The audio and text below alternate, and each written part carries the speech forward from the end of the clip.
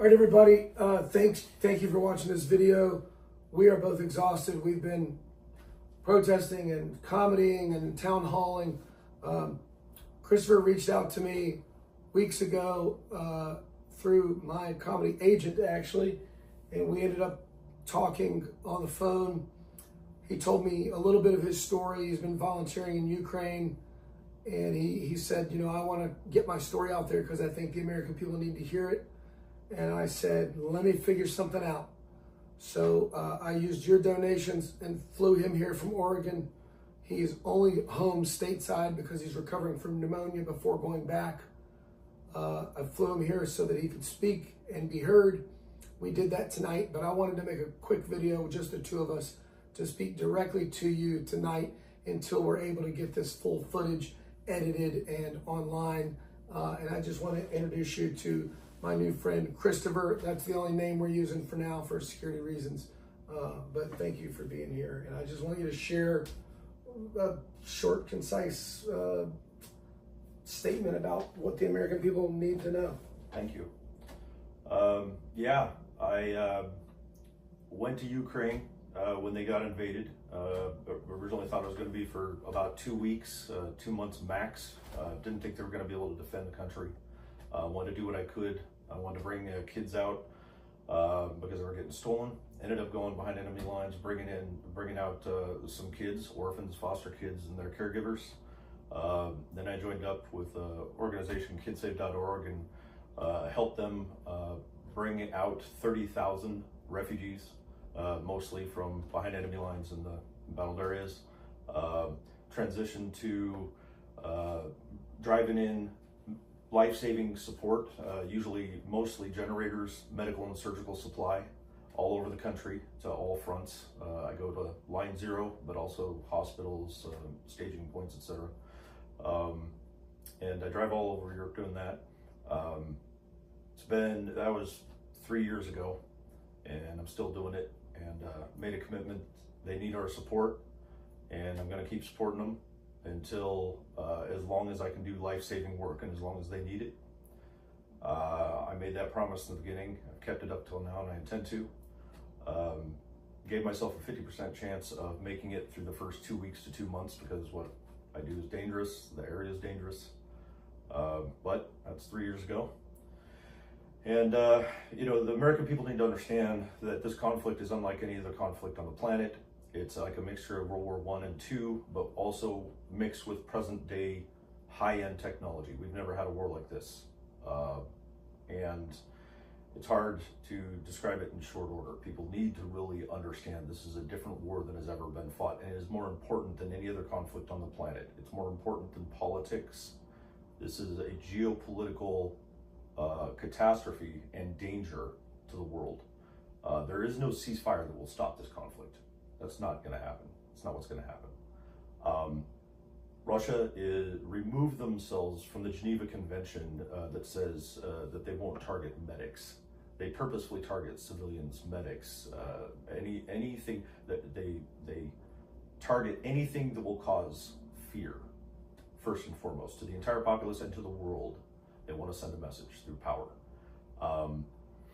They do this primarily through raping POWs and people in newly occupied areas, particularly men and women, especially men. They want those people to go home and spread the fear of what happened and what happens when you resist Russia. They use blocking units. These are military units that when they first capture a territory, fresh territory, they get all of the able-bodied men that they think are able to fight, especially civilian men, and they use them like conscripts. Forced conscription is what they call it in official terms. And it's where you take these men and you threaten them at gunpoint, you hand them weapons with very little ammunition, and you basically have some people over here that you threaten to kill if they don't go forward, and they're captured on Monday basically, and then they're forced, they try to force them to go fight on Tuesday against their neighbors and their families and their countrymen. And they use blocking units, which are units of Russians with guns pointed at them, and they'll put these conscripts, the forced conscriptions, in front of them, and they give them the choice. Either we shoot you or you start walking forward and fighting your countrymen. And of course, most Ukrainians have died right there at that type of a decision on both fronts. Wagner was doing it in Bakhmut. It made the media a little bit, but it's not just Bakhmut, and it wasn't just Russian prisoners that they were doing that with. They were forcing them to fight with blocking units, pushing them forward. They've done it on both fronts, and they continue to do so. There's a lot of stuff like that that doesn't end up in the media. They're a young, fledgling democracy. They need support. They will not survive without support. And just like the American Revolution, we had the French support. This is a matter of foreign policy. It's beyond that. We owe it to them. They will not survive without our support. It's beyond politics. It's beyond foreign policy issues. It's beyond any of that stuff. We either help them or they won't survive, and we owe it to them. Not just from the Budapest Memorandum, not just because France helped us form our country. It's not about we saved France in World War II and they owe us. We owed France or we wouldn't be a country. We owe Ukraine because we made a promise. We are not fulfilling it. I am fulfilling it. I'm a patriot. I'm an American. We made a promise. I'm fulfilling that promise, and I will continue to do so. And I hope that the American government changes their mind and starts doing so too. I haven't seen one step that has hurt Russia or Putin or put any pressure. They don't care about NATO. Putin doesn't care about NATO. He's not afraid of NATO, and he doesn't give a shit about NATO. He doesn't care about sanctions, especially on oil. They have the Black Fleet, the Gray Fleet, whatever you want to call it, the Ghost Fleet, and it's working very well. Sanctions mean nothing to that country. He has over 90% support in the country, and that's not propaganda. Russia doesn't stop unless they lose a minimum of 5 million civilians, according to the wars with Georgia, Chechnya 1, Chechnya 2, etc. His population won't even budge until they reach a minimum of 5 million dead. This war will not stop because of a ceasefire, just like Hitler didn't stop after invading Czechoslovakia in the Sudetenland. Appeasement didn't work then. Appeasement will not work now. Well, people need to understand, sorry to jump in, but this isn't a foreign policy disagreement. This isn't an agree to disagree political opinion situation. We made a promise to a fledgling democracy that if they would go through nuclear disarmament, we would protect them. So it's not a difference in opinion, it's a broken promise. Hell yeah. That's what it is. And anybody who says different doesn't understand what they're talking about, and or they're a traitor to this country, a traitor to our allies, and a traitor to democracy as a whole across the world. This is democracy standing up for other democracies, period. It's that simple. Hard stop. So this guy went there thinking he was going to be there for 2 weeks or never come home. He's been helping these people all day, every day for 3 years. He's driven over 500,000 kilometers in the first 2 years, taking life-saving supplies to the front lines. Unpaid, 100% volunteer. Yeah. Kidney dialysis machines, because soldiers are being poisoned with gas by the Russians to draw them out of their position so they can then shoot them. The gases that these soldiers are consuming are giving them blood poisoning and making their kidneys shut down. Christopher is basically smuggling in used kidney dialysis machines so that they can treat these people's kidneys so they won't die. That's the kind of stuff he's doing. And all I'm asking you is that right now, I don't need your money. A lot of you have donated to me, and I'm so grateful. I'm so grateful. And we're doing cool shit. Your donations are the way that I know this guy and the way that I was able to get him here to speak yesterday and today, tonight, and to speak to you now is because of your donations. But I don't need it right now. I've got enough to do everything I'm planning on doing. I'll continue to tell you what those plans are. But for now, I would very much like for your donations to go to civilianshield.org. He's also got a nonprofit set up top right in Ukraine. But here in the States, if you want to donate, civilianshield.org. I'm sorry to put you on the spot with this, but is there a way that they can go on the website and make an ongoing monthly donation? Yes, sir. And it's a 501c3 charity, and I have a full board of directors. We're all volunteers. That we basically have almost zero overhead, so we're very efficient. It's all volunteers, and I have no control over the money. My board does. They control the accounts. So it's a transparent, regular charity, just like it's exactly supposed to be. Our only goal is to save lives in Ukraine.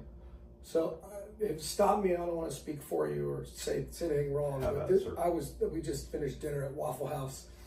He's never eaten at a Waffle House. He's very excited to eat at a Waffle House. Good stuff. Loved it. But while we're talking about money, I was thinking it might be smarter, and stop me if I'm wrong, it might be smarter for all these people watching that do want to donate to make an ongoing monthly donation. Yes, please, because then I can budget to it. I have Yeah. never been able to make a budget to donations. I'd rather get 50% of the money that you would normally donate if I could get it monthly or whatever you want. Because monthly we can budget and I can guarantee things to the people that we serve. I can guarantee supply, I can guarantee diesel, I can budget to it, plan to it, and that would mean everything. Christopher is crossing borders that Ukrainian people can't cross. They don't have the legal ability to cross these borders because of what's going on with the conflict. Because he's an American and he's been able to network with people that are helping him do things, he's able to cross borders into other countries, get supplies, get dialysis machines, get life-saving supplies, food, humanitarian aid, etc.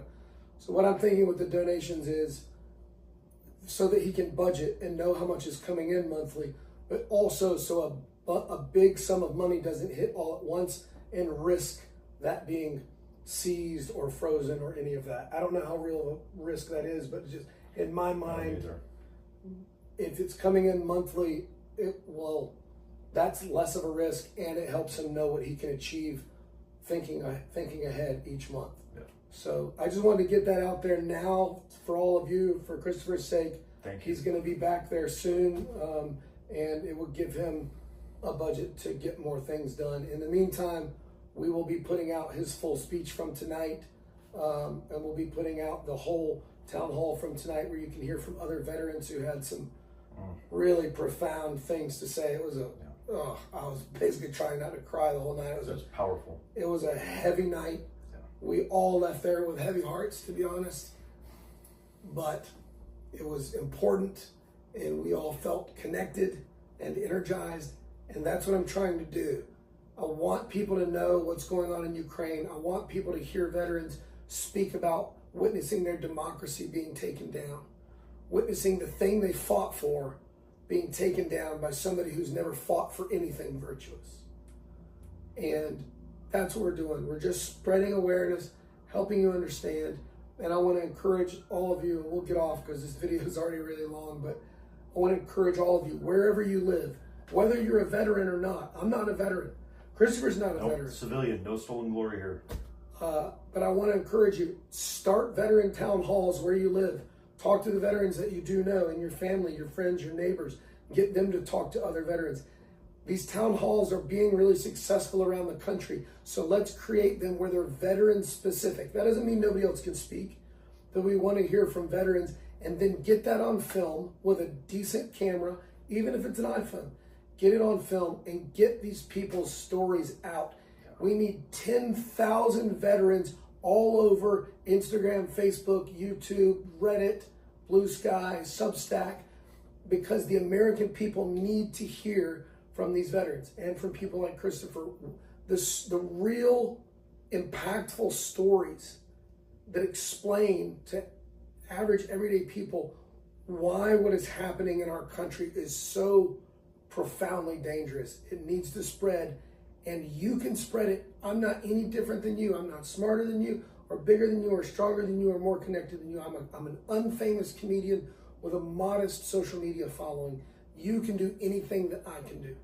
And if you network with 20 like-minded people, you combine your followings, you combine your reach, you can reach just as many people as I'm reaching, but you just have to do it.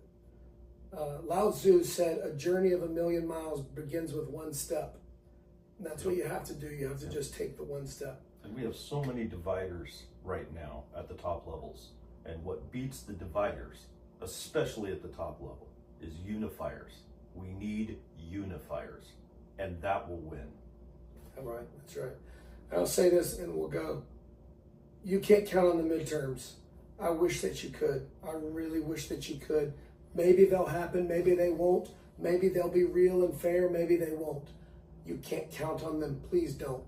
What you can count on is your family and your friends and your loved ones and your neighbors and your community. So you need to build a tribe, and you need to get it real tough. And then you need to link it with other tribes and keep linking until you have a big, bad, tough, badass community of people. And we need thousands of those tough communities of people all networked together. Because there are only two ways to fight fascism, and one of them is peaceful. And that needs to be our focus for now. That's what we want. We need to flood the streets with peaceful protest, Gandhi style, until it is so unequivocally obvious that what is happening cannot continue to happen. MLK, it worked. It's worked once. That is our only hope to fight to defeat this peacefully, and that's what everybody wants. You can't do that from your couch. You got to have a yell in your voice and a sign in your yard and a post on your page. You have to show up. You have to speak up. You have to stand up. If this guy can give 3 years of his life working 23 hours a day in Ukraine and risking his life, you can show up to a protest. All right? Thank you for watching. We love you. Thank you. Please donate to civilianshield.org, and don't send me any more money. I'm good for now. I'll let you know when I'm not.